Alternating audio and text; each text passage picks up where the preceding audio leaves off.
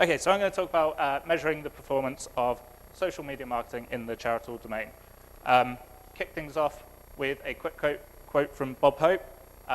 This basically just summarizes that everyone has some inner capacity to give to charity, and this research is about making sure charities can take full advantage of that.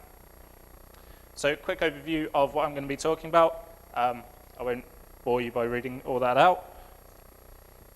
Some background and context to this work. So why am I doing it? So basically, there is a problem in the world of fundraising at the moment.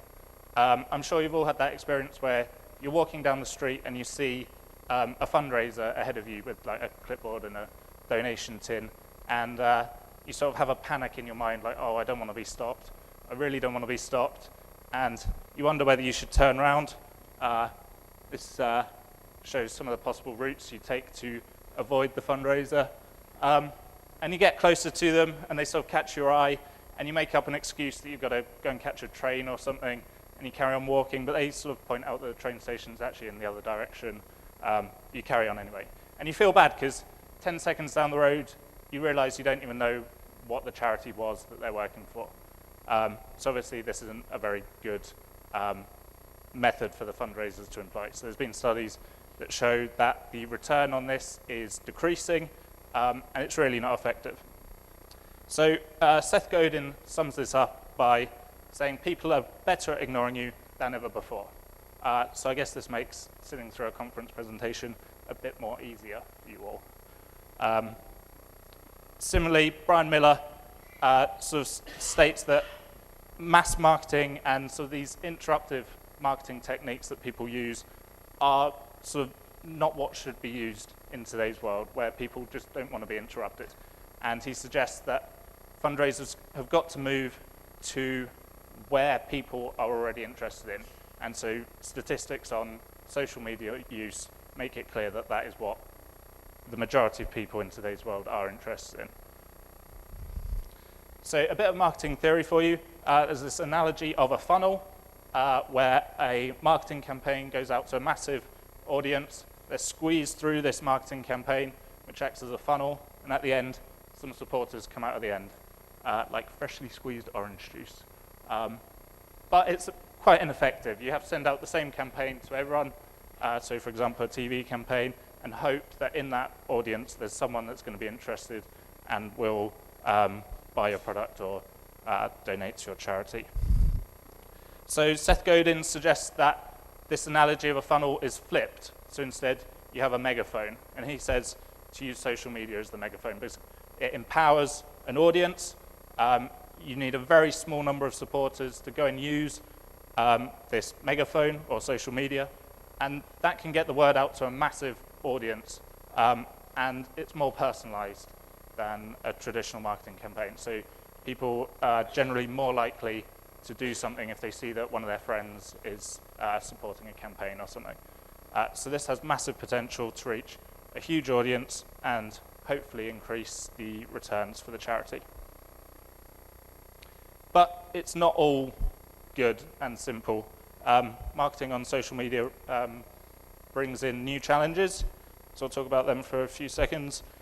First of all, knowing what to measure in order to determine the performance of a campaign on social media. This is something that really annoys me at the moment. I keep seeing reports that tend to measure campaigns based on the number of likes they get on Facebook or the number of followers they have on Twitter. And yeah, I think every time I see one, I just think, oh, crikey, not another one. It's not a good way to measure it. It sort of goes back to when you're at school and there's always the popular kid and they're like, oh, I've got hundreds of friends and I've got 100 friends on Bebo or MySpace or whatever's cool with the kids these days. So you wouldn't measure that kid on how many friends they've got in terms of their future performance. They might go on to be successful, but it's not guaranteed. So why should it be applied to a marketing campaign? Additionally, the web and social media in particular gives rise to this phenomena of slacktivism. So people clicking a button on something and thinking that they're involved with a campaign. So Rotman et al. In 2011 summed this up. The key bit of this is that it grants satisfaction to the person who's doing it, making them feel like they're involved and doing something worthwhile. But what is a click on a like button or a retweet on Twitter actually worth? So knowing how to measure these things is a bit of a problem. So I'm going to talk quickly about an initial study I carried out last year. So this is forming the basis and the beginning of my PhD work going forward. And its aim was basically to collect a collection of metrics from the literature, put them together into a framework, and provide some sort of system for measuring and analyzing the performance of a charitable marketing campaign. So the first step of this was to break down the possible results of a campaign into sort of different stages and different goals. So first of all, we have awareness, which is basically those popularity measures that lots of people are currently using. So number of likes on Facebook, number of followers, YouTube subscribers, etc. Moving on from that, we have engagement. So this is how many people are actually engaging with your campaign and interacting with you online. So this is sort of a step further. It's a bit more interactive and shows a little bit of commitment.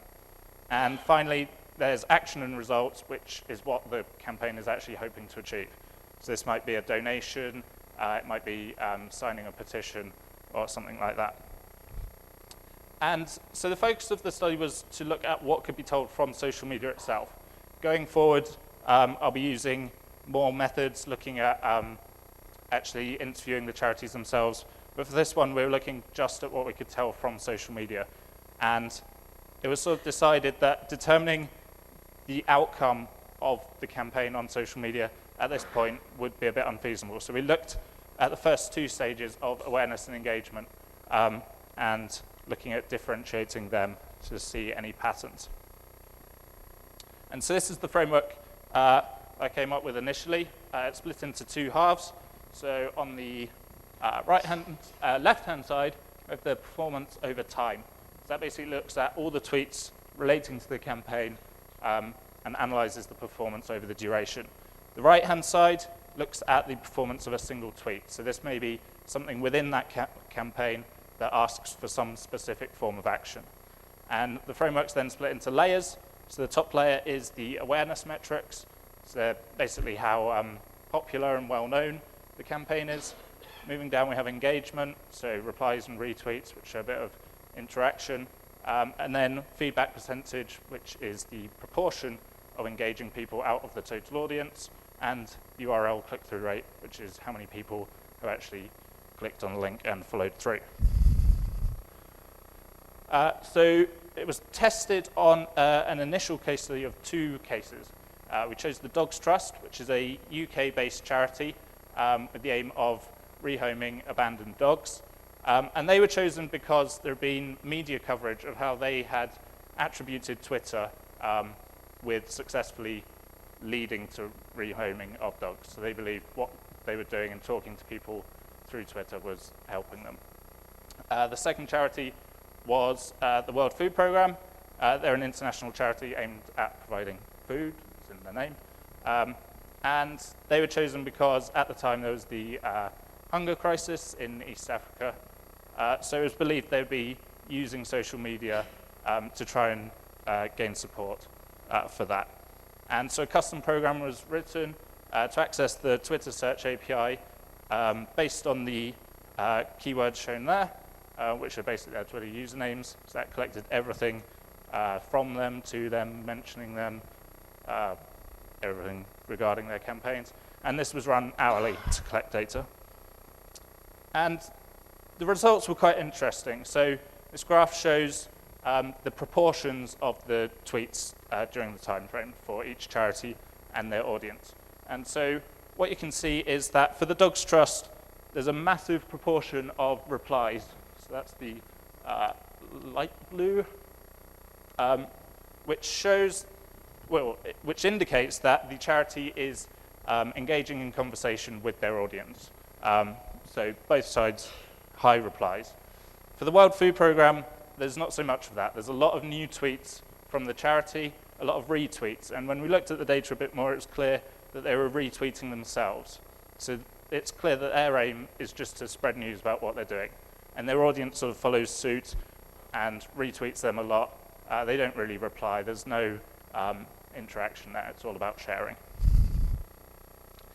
And to validate this, I looked at the number of tweets over time for the two charities and their audience. So the top graph shows the Dogs Trust, and it's clear there's a day-night pattern there because they're UK-based.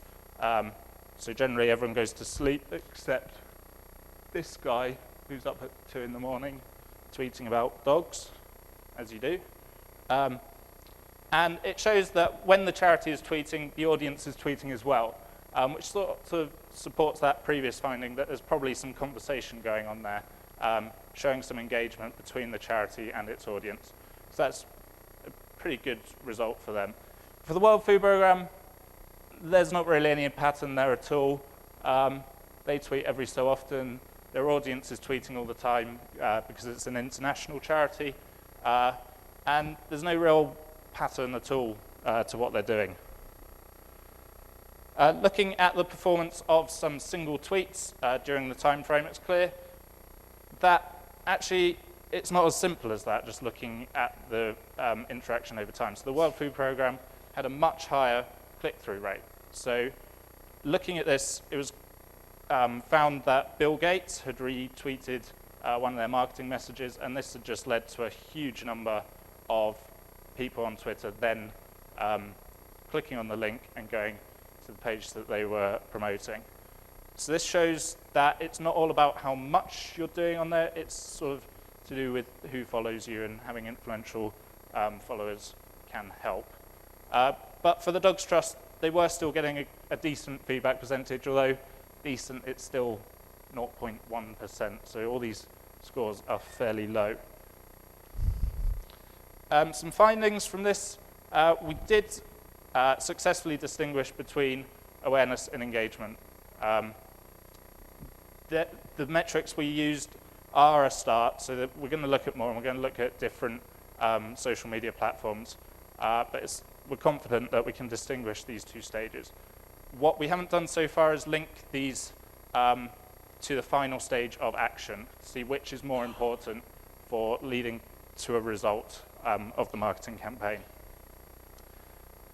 Generally, the metrics were all successful.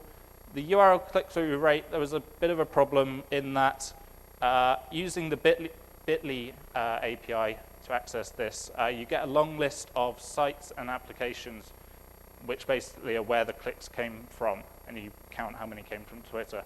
But then you get stuff like TweetDeck, and you have to make a judgment about whether you include that as Twitter or not, as it could be coming from Facebook or LinkedIn through TweetDeck.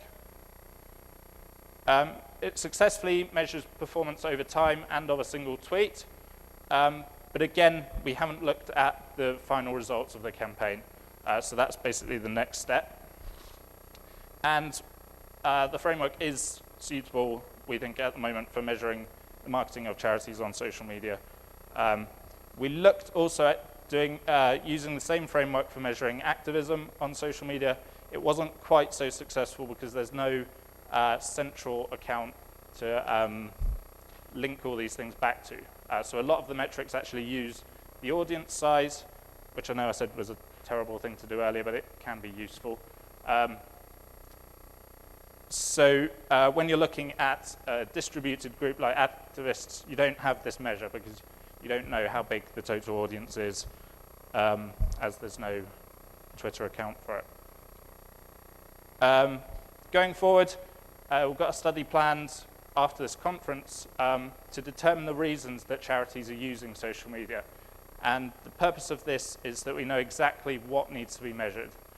And so we're going to compare that with an audit of their social media presence to determine whether what they're doing on social media is actually what they're trying to achieve, so whether it's the right thing to do or not. This will then lead us to be able to improve the framework more, add more metrics for more social networks, and really come up with a concrete method of analyzing performance for these campaigns. Also going to be looking at modeling the campaigns and the sort of audience around them, and simulating the propagation of the campaign through that network so you can sort of predict the future performance as it's going on, and generally just collecting a lot more data and doing lots more measuring on those campaigns. So thank you very much. I'll be very happy to take any questions.